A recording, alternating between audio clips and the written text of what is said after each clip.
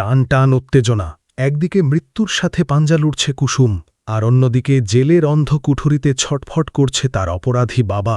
কিন্তু গল্পের মোড় ভুলল তখন, যখন হাসপাতালের বেডেই কুসুমের হাত ধরে আয়ুষ্মান নিল এমন এক ভয়ঙ্কর প্রতিজ্ঞা, যা শুনে থমকে গেল পুরো পরিবার।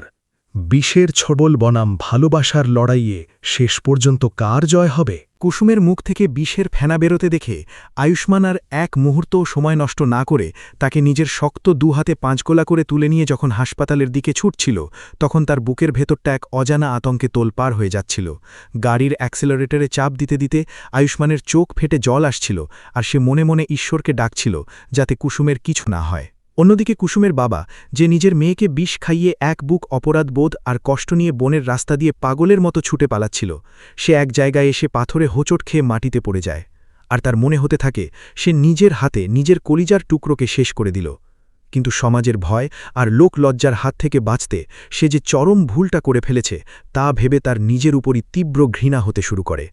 এদিকে হাসপাতালের ইমার্জেন্সি ওয়ার্ডের দরজা লাথি মেরে খুলে আয়ুষ্মান চিৎকার করে ডাক্তারবাবুদের ডাকতে থাকে, আর কুসুমকে স্ট্রেচারে শুইয়ে দিয়ে ছটফট করতে করতে বলে, ডাক্তারবাবু প্লিজ ওকে বাঁচান, ওর বাবা ওকে প্রসাদের সাথে বিষ খাইয়ে দিয়েছে। ডাক্তাররা আর দেরি না করে কুসুমকে দ্রুত অপারেশন থিয়েটারে নিয়ে যায় এবং তার পাকস্থলী থেকে বিষ বের করার প্রক্রিয়া শুরু করে। বাইরে করিডোরে আয়ুষ্মান দেওয়ালে মাথা ঠেকিয়ে কাঁদতে থাকে, আর তার হাত দুটো কুসুমের রক্ত আর লালা মেশানো দাগে মেখে থাকে, যা দেখে তার বুকটা ফেটে যাচ্ছিল। কুসুমের এই অবস্থার খবর পেয়ে আয়ুষ্মানের বাড়ির লোক এবং কুসুমের মাও হাসপাতালে ছুটে আসে। কুসুমের মা এসে আয়ুষ্মানের পা জড়িয়ে ধরে কাঁদতে কাঁদতে বলতে থাকে, বাবা আমার মেয়েটা কোথায়? ও বেঁচে আছে তো? ওর বাবা এমন একটা কাজ করতে পারল, আমি ভাবতেও পারছি না। আয়ুষ্মান কুসুমের মাকে সান্ত্বনা দিয়ে সোফায় বসায় এবং বলে, কাকিমা তুমি একদম চিন্তা করো না, আমি কুসুমের কিচ্ছু হতে দেব না। ডাক্তারবাবুরা ভেতরে আপ্রাণ চেষ্টা করছেন। প্রায় ৩ ঘণ্টা ধরে কুসুমের জীবন মরণ লড়াই চলার পর অপারেশন থিয়েটারের লাল আলোটা নিভে যায়, আর ডাক্তারবাবু বাইরে এসে কপালে জমে থাকা ঘাম মুছে আয়ুষ্মানের দিকে তাকিয়ে একটা দীর্ঘশ্বাস ফেলে বলেন, বিষটা কুসুমের শরীরে বেশ দ্রুত ছড়িয়ে পড়েছিল, তবে ঠিক সময়ে হাসপাতালে নিয়ে আসার জন্য এবং ওর পাকস্থলী ওয়াশ করার কারণে ও এ যাত্রায় বেঁচে গেছে। কিন্তু আগামী ২৪ ঘণ্টা ওকে কড়া পর্যবেক্ষণে রাখতে হবে, কারণ এখনও ওর জ্ঞান ফেরেনি। ডাক্তারবাবুর এই কথা শুনে কুসুমের মা কান্নায় ভেঙে পড়ে, আর আয়ুষ্মানের বুকে যেন এতক্ষণে একটু প্রাণ ফিরে আসে। সে আইসিইউর কাচের জানলার ওপার থেকে কুসুমের ফ্যাকাশে হয়ে যাওয়া মুখের দিকে তাকিয়ে মনে মনে প্রতিজ্ঞা করে যে কুসুম সুস্থ হয়ে উঠলে সে আর এক মুহূর্তের জন্য তাকে নিজের থেকে দূরে যেতে দেবে না, আর যারা কুসুমের এই অবস্থা করেছে তাদের সে কঠিন শাস্তি দেবে। এর মধ্যেই হাসপাতালে পুলিশের প্রবেশ ঘটে, কারণ বিষ খাওয়ানোর এই ঘটনাটি একটি খুনের চেষ্টার মামলায় রূপ নিয়েছে। পুলিশ অফিসার এসে আয়ুষ্মানকে জিজ্ঞেস করে কে এই কাজ করেছে এবং কুসুমের বাবা এখন কোথায়। আয়ুষ্মান অত্যন্ত ক্ষোভের সাথে কুসুমের বাবার সমস্ত কুকীর্তির কথা পুলিশকে জানিয়ে দেয় এবং বলে যে একজন বাবা হয়ে নিজের মেয়েকে এভাবে বিষ খাইয়ে পালিয়ে যাওয়া কোনো মানুষের কাজ হতে পারে না। পুলিশ তখনই কুসুমের বাবাকে খোঁজার জন্য ৪ দিকে দল পাঠিয়ে দেয়। রাতের দিকে বনের ধারের একটা ভাঙা মন্দিরের চাতলে কুসুমের বাবা যখন নিজের কৃতকর্মের জন্য অনুশোচনায় কাঁদছিল আর ভাবছিল সেও এবার নিজের জীবন শেষ করে দেবে, ঠিক তখনই পুলিশ সেখানে পৌঁছে তাকে হাতকড়া পরায়। কুসুমের বাবা পুলিশের কাছে নিজের অপরাধ স্বীকার করে নেয়, কিন্তু তার মনে শুধু একটাই প্রশ্ন জাগছিল যে তার মেয়ে কুসুম বেঁচে আছে নাকি মারা গেছে। পুলিশ তাকে থানায় নিয়ে যাওয়ার সময় জানায় যে আয়ুষ্মানের জন্য কুসুম এখনও বেঁচে আছে, আর এই কথা শুনে কুসুমের বাবার চোখ দিয়ে অনুতাপের জল গড়িয়ে পড়ে। হাসপাতালের বেডে শুয়ে থাকা কুসুমের ২৪ ঘণ্টা পর যখন আস্তে আস্তে চোখ খোলে, তখন সে তার মাথার কাছে আয়ুষ্মানকে বসে থাকতে দেখে। কুসুমের গলা শুকিয়ে কাঠ হয়ে গিয়েছিল। সে ক্ষীণ কণ্ঠে শুধু আয়ুষ বলে ডাকতেই আয়ুষ্মান তার হাতটা নিজের হাতের মুঠোয় চেপে ধরে বলে, আমি এখানেই আছি কুসুম, তোমার আর কোনো ভয় নেই। কুসুমের চোখে জল চলে আসে এবং সে ভাঙা গলায় বলে, বাবা আমাকে মেরে ফেলতে চেয়েছিল, কিন্তু তুমি আমাকে কেন বাঁচালে আয়ুষ? কেন আমাকে মরতে দিলে না? আয়ুষ্মান কুসুমের চোখের জল মুছিয়ে দিয়ে বলে, কারণ আমি তোমাকে ভালোবাসি কুসুম, আর তোমার ছাড়া আমার এই জীবনের কোনো মূল্য নেই। তোমার বাবা যা করেছে তার শাস্তি সে পাবে, কিন্তু এখন শুধু নিজের খেয়াল রাখতে হবে কুসুম। আয়ুষ্মানের এই ভালোবাসা দেখে কুসুম তার সব কষ্ট ভুলে যায় আর বুঝতে পারে যে এই পৃথিবীতে আয়ুষ্মান ছাড়া তার আর কেউ নেই। কয়েকদিন হাসপাতালে চিকিৎসা চলার পর কুসুম যখন পুরোপুরি সুস্থ হয়ে ওঠে, তখন ডাক্তারবাবু তাকে ছুটি দিয়ে দেন, কিন্তু কুসুমের মা কান্নাকাটি করতে থাকে, কারণ তাদের সমাজে আর মুখ দেখানোর মতো জায়গা নেই, আর কুসুমের বাবাও এখন জেলের ভাত খাচ্ছে। এই পরিস্থিতিতে আয়ুষ্মান এক যুগান্তকারী সিদ্ধান্ত নেয়। সে কুসুমের হাত ধরে তার মায়ের সামনে দাঁড়িয়ে বলে, কাকিমা, তুমি কোনো চিন্তা করো না, আমি আজই কুসুমকে বিয়ে করে আমাদের বাড়িতে নিয়ে যাব এবং সমাজের সমস্ত নোংরা কথার মুখে ছাই দিয়ে ওকে আমার স্ত্রীর মর্যাদা দেব। আয়ুষ্মানের এই কথা শুনে কুসুমের মা অবাক হয়ে যায়, আর আয়ুষ্মানের মা বাবাও এগিয়ে এসে কুসুমকে জড়িয়ে ধরে বলে, আমরা এই মেয়েকে আমাদের ঘরের লক্ষ্মী করে নিয়ে যাব, কারণ কুসুমের মতো পবিত্র মেয়ে আর হয় না। হাসপাতালের বাইরের ছোট মন্দিরে আয়ুষ্মান আর কুসুমের বিয়ের আয়োজন করা হয়, যেখানে কোনো জাঁকজমক না থাকলেও ছিল এক বুক ভালোবাসা আর বিশ্বাস। আয়ুষ্মান কুসুমের কপালে সিঁদুর পরিয়ে দেয় আর কুসুমের গলায় মঙ্গলসূত্র পরিয়ে তাকে নিজের জীবনের অবিচ্ছেদ্য অংশ বানিয়ে নেয়।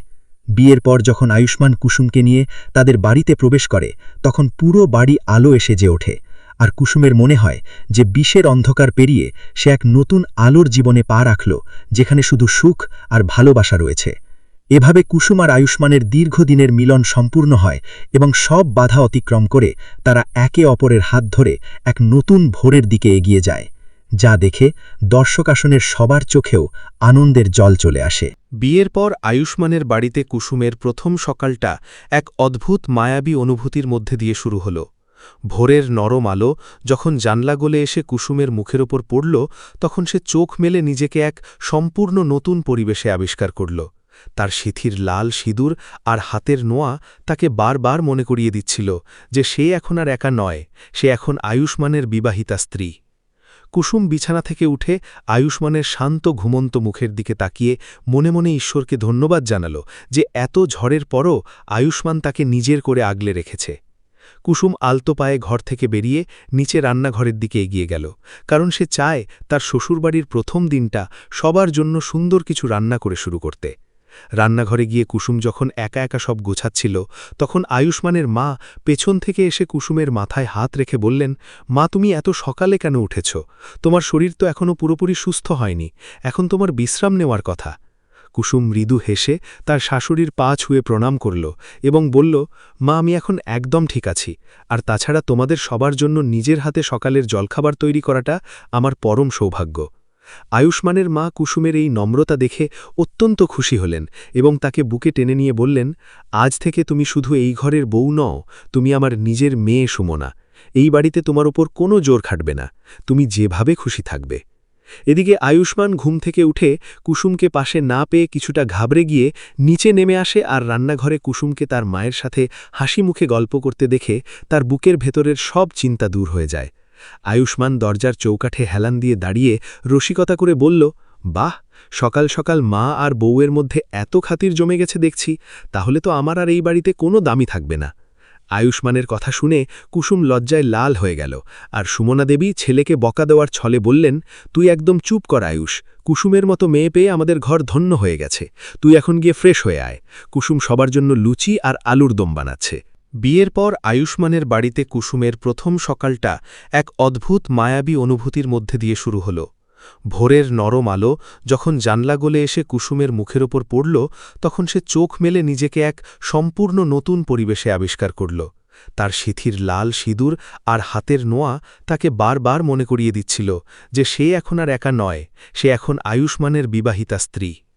কুসুম বিছানা থেকে উঠে আয়ুষ্মানের শান্ত ঘুমন্ত মুখের দিকে তাকিয়ে মনে মনে ঈশ্বরকে ধন্যবাদ জানাল যে এত ঝড়ের পরও আয়ুষ্মান তাকে নিজের করে আগলে রেখেছে। কুসুম আলতো পায়ে ঘর থেকে বেরিয়ে নিচে রান্নাঘরের দিকে এগিয়ে গেল, কারণ সে চায় তার শ্বশুরবাড়ির প্রথম দিনটা সবার জন্য সুন্দর কিছু রান্না করে শুরু করতে। রান্নাঘরে গিয়ে কুসুম যখন একা একা সব গোছাচ্ছিল, তখন আয়ুষ্মানের মা পেছন থেকে এসে কুসুমের মাথায় হাত রেখে বললেন, মা, তুমি এত সকালে কেন উঠেছ?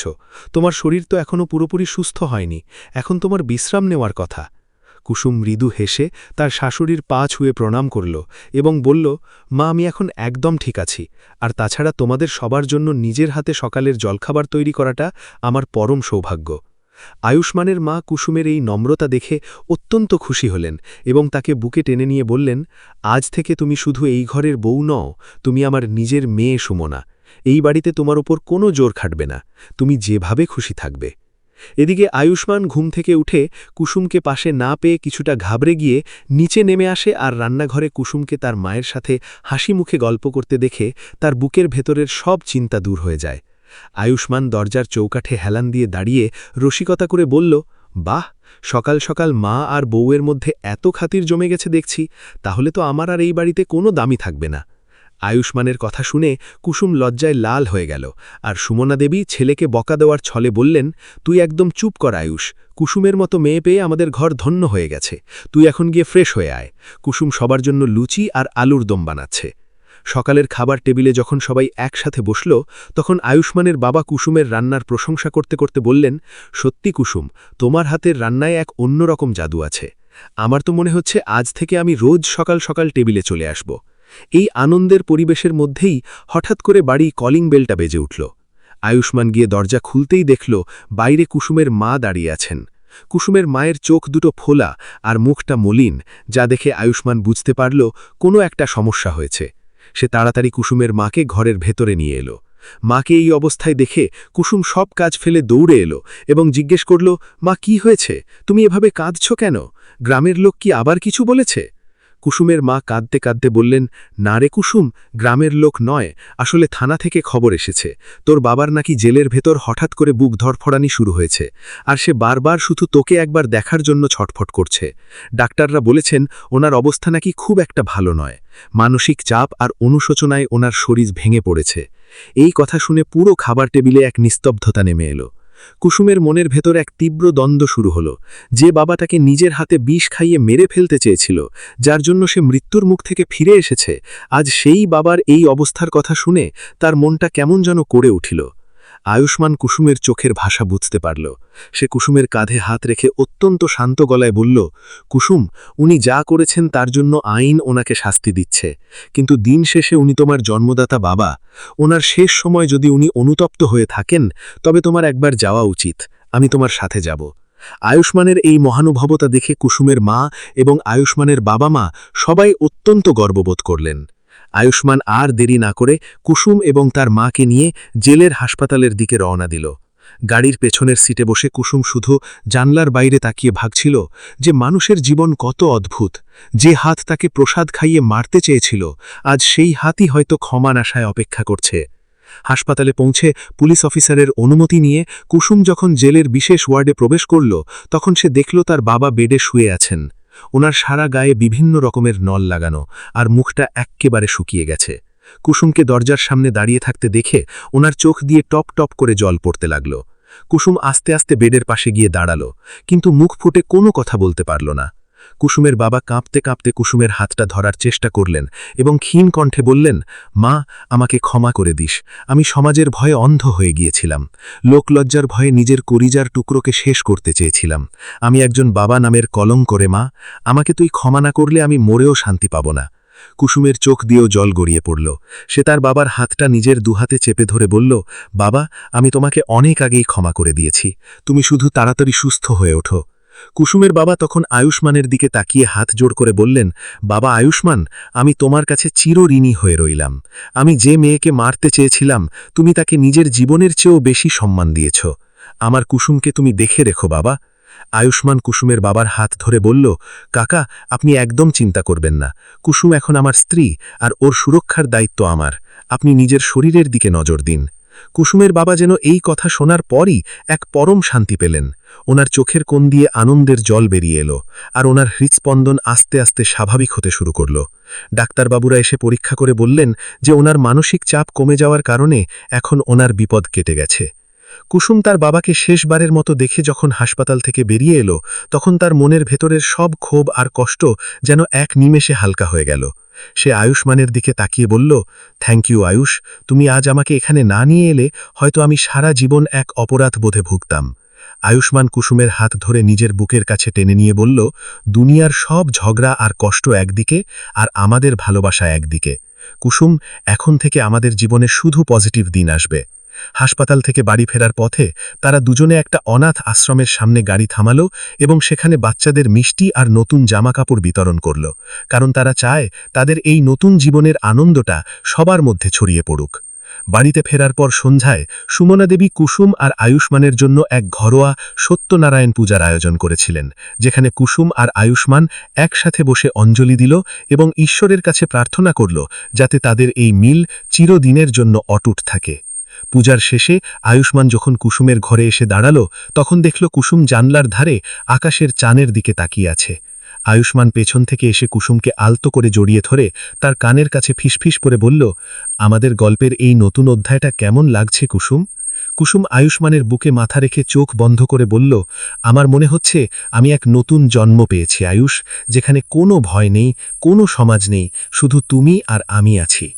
এভাবে কুসুম আর আয়ুষ্মানের জীবনের সমস্ত ঝড়ঝাপটা কেটে গিয়ে এক নতুন, শান্ত আর আনন্দময় অধ্যায়ের সূচনা হল, যা তাদের ভালোবাসাকে আরও মজবুত করে তুলল এবং আগামী দিনের সব বাধা পেরিয়ে একসাথে চলার শক্তি দিল। বন্ধুরা, গল্পটি ভালো লেগে থাকলে অবশ্যই চ্যানেলটিকে সাবস্ক্রাইব করুন।